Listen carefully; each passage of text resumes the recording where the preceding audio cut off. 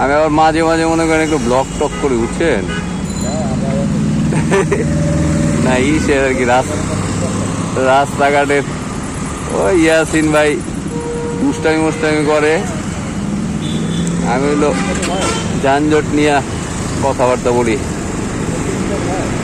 না ইনকাম তো ভাই দেরি আছে ভাই, অনেক হিউজ পরিমাণে সময় দিতে হয় এবং ভিউজ থাকতে হয়। হ্যাঁ হ্যাঁ, কোয়ালিটিফুল ভিডিও বানাতে হইব। তারপরে আপনার এখন ট্রেন্ডিংয়ে কি মানে অনেক কাহিনী আছে ভাই। পানি ভিডিও তো অভাব নাই, সবার ভিডিও তো মানুষ দেখে না। আবার দেখা গেছে যে একটা মানুষকে দেখলে মানুষের হাসি পায়, ওইটি ভরপুর ভিউ। হ্যালো আসসালামু আলাইকুম। আজকে 27শে ডিসেম্বর 2025। আজকে যাবো হচ্ছে একটু গাজীপুরের দিকে, বের হয়েছে একটা কাজে। তো সেজন্য আপনাদের জন্য একটা ভিডিও নিয়ে হাজির হয়ে গেলাম। দেখা হচ্ছে শুক্রবারের ঢাকা থেকে গাজীপুর যেতে কেমন যানজট হয় আর যানজটের মূল কারণগুলো কী কী, এটাই হচ্ছে আমার মূল উদ্দেশ্য। দেখতে থাকুন, আপনাদের সাথে আছি আমি তন্ময়, ভারত বাংলা ইউটিউব চ্যানেল থেকে। ভারত বাংলা ইউটিউব চ্যানেল একদম বড় ভাই আছে, বেশি কথা বলবো না, রাস্তা দেখতে পাবেন। শুক্রবারে বেশিরভাগ জায়গায় ঢাকা শহরে খুব একটা যানজট হওয়ার কথা থাকে না, এরপরে দেখেন বিভিন্ন জায়গায় বাস জায়গা যানজট লেগে যায়। সেক্ষেত্রে মানুষের অনেক ভোগান্তি। এই পিছনে দেখে নেন ভাই, সাধারণ মানুষের অনেক ভোগান্তি হয় এই যানজটের কারণে। আমাদের অনেক আন্তর্জাতিক কারণেই সবচেয়ে বেশি ঢাকা শহরে যানজট। ইচ্ছা করে রাস্তার মাঝখানে গাড়িগুলো বের করে রেখে দেয়। সামনে দেখতে পারবেন আস্তে আস্তে। যদি আপনারা সবাই জানেন, বিশেষ করে যারা ঢাকার বাইরে থাকেন, ঢাকার যানজটগুলো সম্পর্কে একটু জেনে নেন। ঢাকা শহরে কোনো কারণে আসলাম চিন্তা করলে হয়তো বা ঘুরতে আসবে। এই যে এখানে বাসগুলো পার্কিং করে রেখে দিয়েছে যাত্রী ওঠানোর জন্য, কিন্তু মাঝখানে বিশাল বড় সিরিয়াল।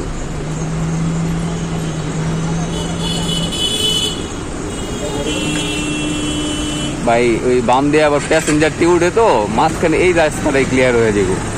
কিচ্ছুই না, মানে ওরা হচ্ছে যে দাঁড়া রাখছে, যে কোনো জ্যামই না, সামনে ফুল ফাঁকা দেখবেন। আপনারা দেখতে পাচ্ছেন কি অবস্থা। শুক্রবারে এত যানজট হওয়ার কথা না, সবাই যে যার মতো গাড়ি রাস্তায় পার্কিং করে রেখেছে, বামে ডানে সামনে। এই জন্য পিছনে কোনো গাড়ি যেতে পারতেছে না।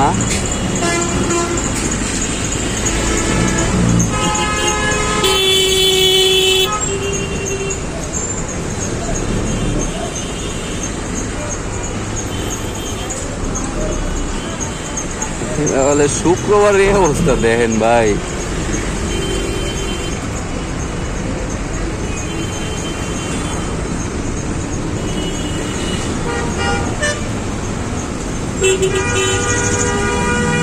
আমরা আছি বর্তমানে হচ্ছে বসুন্ধরার খুব কাছাকাছি, মানে নর্দা বাস স্ট্যান্ড বলে জায়গাটার নাম।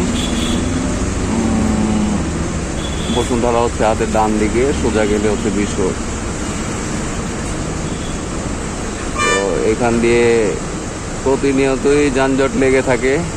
ভেবেছিলাম আজকে শুক্রবার কিছুটা কম থাকবে, কিন্তু না, প্রত্যেক দিনের মধ্যে একই অবস্থা। সামনে গেলে আসলে বোঝা যাবে যে যানজটের ঘটনাটা কি। বেশিরভাগ সময় আমি দেখি এরকম সামনে গিয়ে বাসগুলো উল্টাপাল্টা দাঁড় করিয়ে রেখেছে, প্যাসেঞ্জার উঠাচ্ছে, এই জন্য বিশাল বড় জ্যাম লেগে যায়। একদম যানজটের মাঝখানে আটকা পড়ে গেছি, মানে বাম দিকে যে বেরোবো ওই কোনো অপশনও পাচ্ছি না।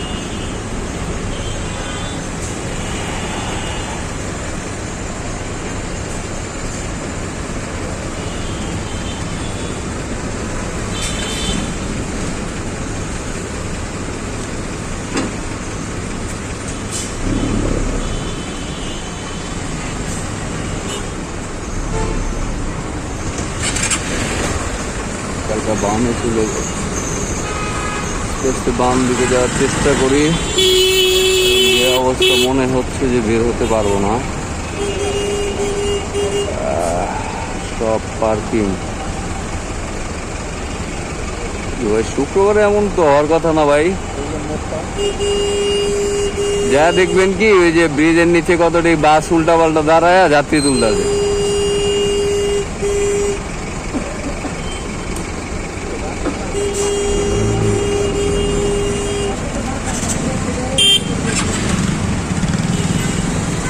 একটু জ্যাম ছেড়েছে বোধ হয়, সামনে কিছুটা গাড়ি যাচ্ছে। একটি বাম দিক দিয়ে আগানোর চেষ্টা করি। আপাতত এছাড়া কোনো উপায় নেই। আমি তো বাইকের সুবিধা হচ্ছে এটাই, কিন্তু অনেক ক্ষেত্রে বাসগুলো এমনভাবে চাপানো হয় বাইরে, এক আধ জায়গা না ঢুকাইলে কি হয় ভাই। ও আচ্ছা, সামনে হচ্ছে ওই যে মেট্রো রেলের পাতাল রেল আর কি, পাতাল রেলের কাজ চলতেছে এখানে। এই যে পেছনে মাটির ভেতরে যত ইউটিলিটির লাইন পাইপ তারপরে যা যা গিয়েছে সেই কাজগুলো চলছে। এই জন্য রাস্তাটা মোটামুটি অর্ধেক হয়ে গিয়েছে। ওই অর্ধেক রাস্তার মধ্যে এই যে এইসব বাসগুলো রেখে পুরো রাস্তাটাকেই বন্ধ করে ফেলা হয়। এই হচ্ছে আজকের কারণ আর কি। প্রতিনিয়ত যে কি ঘটে সেটা তো বোঝাই যাচ্ছে। আর এই যে উপরে হচ্ছে একটা ওভারব্রিজ, কিন্তু ওভারব্রিজে মানুষ যায় না, মানুষ নিচে দিয়ে হেঁটে হেঁটে রাস্তা পার হয় গাড়ির সামনে দিয়ে। এই যে আরেক ভদ্রলোক দাঁড়িয়ে আছেন। আমাদের ভদ্রলোকের কোনো শেষ নেই ঢাকা শহরে, যে যেখানে পারে দাঁড়িয়ে যায়। পেছনে কোনো গাড়ি আছে কি না এগুলো দেখার কেউ নাই, গাড়ি কি যাবে কি না। আর গাড়িগুলোকে যদি আটকা পড়ে যায় সেক্ষেত্রে তাকে ধরে যে একটা শাস্তি দিবে, আইনের আওতায় আনবে, সেটাও করা হয় না। আমাদের বাংলাদেশের পুলিশ ব্যস্ত থাকে হচ্ছে মোটরসাইকেলদেরকে নিয়ে। মোটরসাইকেলের আইন মানাতে পুলিশরা অনেক বেশি ব্যস্ত।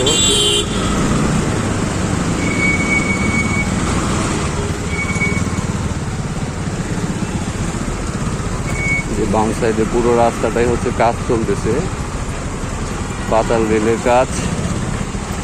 মোটামুটি শুরু হয়েছে বোধ হয় 1.5-2 বছর হবে। কবে শেষ হবে বলাও যাচ্ছে না। এই যে সামনে একটি বাস আস্তে আস্তে যাচ্ছে, কি জন্য এত আস্তে যাচ্ছে জানি না।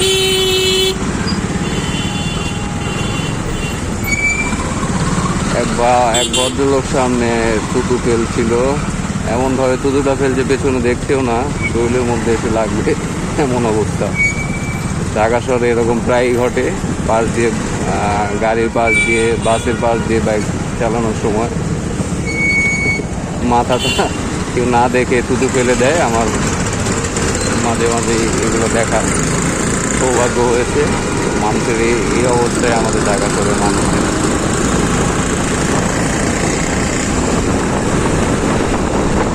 মোটামুটি ওদিকে ফাঁকা, আমাদের ডান পাশে জ্যাম লেগে আছে ভাই, মনে হয় ছাড়ছে জ্যাম। দেখছে ওদিকে আবার রাস্তাটা অর্ধেক করছে না, এটার লেগে একটু বেশি।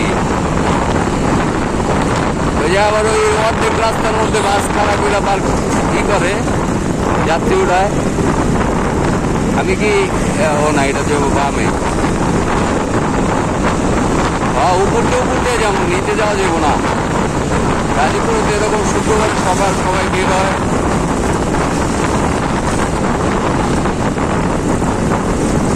আমি তো অনেক দিন যাই না।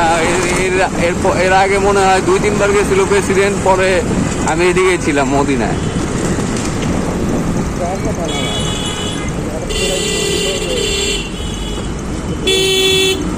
আচ্ছা, আপনার মেসেজ দেখছিলাম যে আপনি এই রাস্তাটা কিসের। ও আচ্ছা, এটা হচ্ছে এলিভেটেড এক্সপ্রেসওয়ে রাস্তা।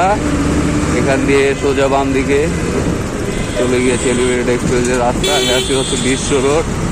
এখানে দেখেন যে কিভাবে অটো রিক্সার দখলে চলে গিয়েছে রাস্তা। এভাবে আস্তে আস্তে সবকিছু দখল হয়ে যাবে, এসব দেখার কেউ থাকবে না, প্রশাসনের নাকের ডাকে সবকিছু হবে।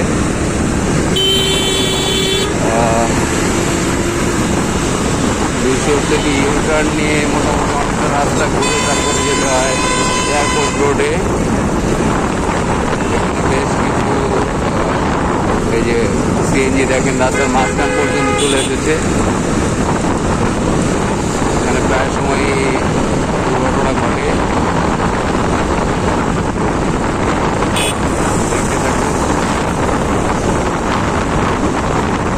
ঢাকা শুক্রবারের ট্রাফিক আপডেট।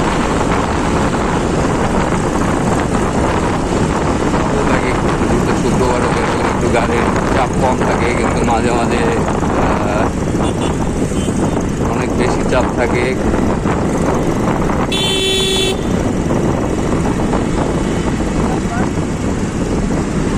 চলে আসলাম বিশ্ব ফ্লাইওভার। এই ফ্লাইওভার দিয়ে চলে যাওয়া হচ্ছে এয়ারপোর্টের দিকে।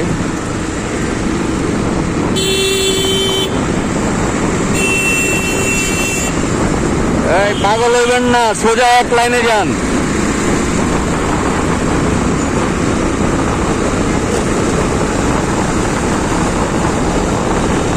একটা সিএনজি মানে বামডান করতেছিল, অতিরিক্ত লেট পরিবর্তনের কারণে আমাদের খুব বেশি অ্যাক্সিডেন্ট হয় ঢাকা শহরে। এটা আসলে এই ড্রাইভারগুলো খামখেয়ালি, মানে তারা একদম পাগল হয়ে যান একটা গাড়ি দেখলে সামনে ওভারটেক করার জন্য, অথচ ওভারটেকের জায়গা থাকে না। উনি চাইছিল আমাকে একটা চাপ দিয়ে আমার উপরে উঠায় দিবে। এরকম প্রায় সময়ই ঘটে। অনেক মোটরসাইকেল আরোহীরা অ্যাক্সিডেন্ট করে রাস্তায় মারা যান, অথচ দোষগুলো বেশিরভাগ ক্ষেত্রেই দেখা যাবে গাড়ির ড্রাইভারদের, সিএনজি ড্রাইভারদের, বাসের ড্রাইভারদের। কারণ তারা তাদের বডির কোনো খোঁজ খবর রাখেন না, তারা শুধু পাগলের মতো ছুটতে চান। একটা বাইকারকে যদি একটু সামান্য ধাক্কা দেওয়া হয়, সে অ্যাক্সিডেন্ট করে মারা যেতে পারে, তাদের এই চিন্তাধারা থাকে না। তো আস্তে আস্তে মোটামুটি ফিটনেসের কাছাকাছি চলে এসেছি। আমার বাইকের তেল দিতে হবে, তো আপনারা দেখতে থাকুন। সামনে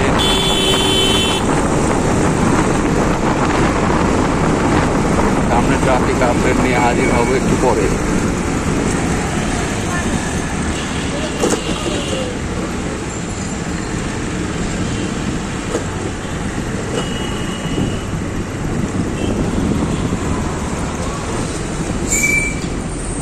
লাইন করছে উল্টা উল্টা, দেখছে কোনার থেকে লাইন।